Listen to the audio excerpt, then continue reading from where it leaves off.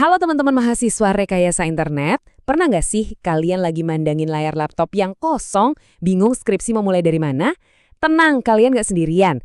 Salah satu rintangan pertama yang paling bikin pusing itu adalah milih senjata penelitian yang tepat. Nah, dalam paparan singkat ini, kita akan bedah tuntas gimana caranya memilih metode penelitian yang pas buat topik skripsi kalian. Kita semua tahu banget rasanya. Topik mungkin udah ada di kepala, tapi pertanyaan besarnya langsung muncul. Terus, gimana cara nelitinya ya? Kebingungan milih metodologi ini wajar banget kok. Ini tantangan yang hampir semua mahasiswa hadapi. Dan biasanya semua kebingungan itu mengerucut ke satu pertanyaan krusial. Skripsi gue ini enaknya pakai data angka-angka yang pasti dan statistik, atau lebih ke cerita dan gali makna yang mendalam. Kuantitatif atau kualitatif? Yuk, kita pecahin dilema ini bareng-bareng. Oke, mari kita mulai selam lebih dalam. Anggap aja kuantitatif dan kualitatif itu kayak dua lensa kamera yang berbeda buat melihat masalah penelitianmu.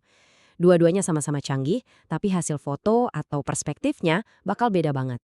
Pertama, lensa kuantitatif. Lensa ini melihat dunia sebagai sesuatu yang bisa diukur secara objektif. Semuanya harus bisa diangkakan.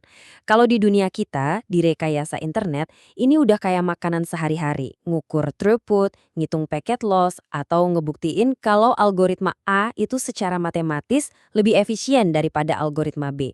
Pokoknya, angka adalah raja. Nah, di sisi lain ada lensa kualitatif. Lensa ini justru nyari apa yang nggak bisa diukur pakai angka, yaitu makna. Di sini, realitas itu dianggap subjektif. Jadi pertanyaannya bukan berapa banyak pengguna yang ngeklik tombol, tapi kenapa sih mereka frustrasi pas pakai aplikasi itu? Bukan seberapa cepat sebuah teknologi diadopsi, tapi hambatan apa yang bikin prosesnya jadi lambat.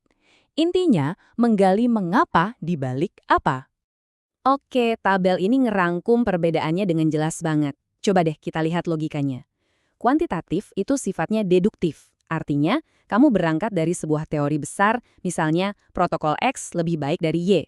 Terus kamu kumpulin data buat ngebuktiin teori itu. Sementara kualitatif itu induktif. Kamu justru turun ke lapangan tanpa asumsi, kumpulin cerita dan data, lalu dari situlah kamu membangun sebuah teori baru. Jadi yang satu buat ngetes teori, yang satu lagi buat bikin teori.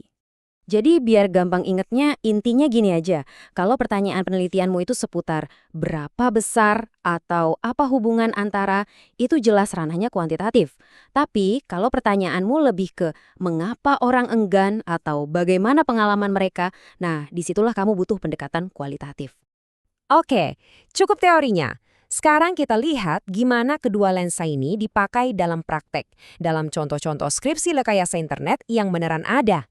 Ini dia, contoh skripsi kuantitatif yang paling klasik di jurusan kita. Misinya jelas banget, ngebuktiin secara objektif, tanpa ada opini pribadi, protokol routing mana yang lebih jagoan dalam kondisi tertentu. Misalnya, kita adu OSPF lawan EIGRP. Coba lihat datanya. Ini bukan sekedar opini, ini fakta hasil simulasi. Kelihatan banget kan, EIGRP menang telak di kecepatan konvergensi dan jauh lebih irit sumber daya CPU. Bahkan buat load balancing, EIGRP lebih fleksibel. Angka-angka ini nggak bisa bohong. Inilah kekuatan bukti kuantitatif, kesimpulannya jelas, hitam di atas putih. Sekarang kita ganti lensa. Gimana kalau pertanyaannya bukan soal kecepatan mesin, tapi soal manusia? Contohnya, kenapa sih banyak banget UMKM di Indonesia yang masih ragu-ragu pindah ke cloud? Padahal teknologinya kan udah matang banget. Nah, dengan wawancara mendalam ke para pemilik bisnis, peneliti kualitatif nemuin sesuatu yang gak akan pernah ketahuan dari survei centang-centang. Masalahnya ternyata bukan teknis, tapi lebih ke psikologis. Ada rasa takut kehilangan kendali atas data mereka, atau ada perasaan kalau teknologi cloud itu rumit dan bikin takut. Ini dia, harta karun dari penelitian kualitatif, nemuin mengapa dibalik angka statistik adopsi yang rendah. Terus muncul pertanyaan, bisa nggak kita dapetin yang terbaik dari kedua dunia ini? Jawabannya bisa banget. Disinilah metode campuran atau mixed methods berperan, menggabungkan kekuatan angka dan juga cerita. Contohnya keren banget nih, sebuah penelitian mau mengukur tingkat kesadaran keamanan siber di kalangan mahasiswa. Pendekatan yang dipakai cerdas banget, metode campuran. Langkah pertamanya, sebar kuesioner kuantitatif dulu. Dan hasil kuantitatifnya keluar. Angkanya kelihatan bagus banget loh. Rata-rata tingkat kesadaran mahasiswa mencapai 85,24%. Kalau penelitiannya berhenti sampai sini, kesimpulannya adalah, wah, mahasiswa kita sudah sadar keamanan siber. Tapi, beneran sesederhana itu ceritanya? Nah, disinilah pertanyaan kritisnya muncul. Angka di atas kertas menunjukkan mereka tahu resikonya. Tapi kok di dunia nyata, banyak mahasiswa yang perilakunya masih beresiko? Ada jurang pemisah antara apa yang mereka tahu dan apa yang mereka lakukan. Angka doang nggak bisa jawab ini. Dan ini dia jawabannya, yang baru bisa didapat lewat wawancara. Kata kuncinya cuma satu, kenyamanan. Mereka paham risikonya, tapi enaknya pakai wifi gratis di kafe itu jauh lebih menggoda daripada ribet nyalain VPN dulu. Inilah paradoks yang cuma bisa diungkap oleh metode campuran.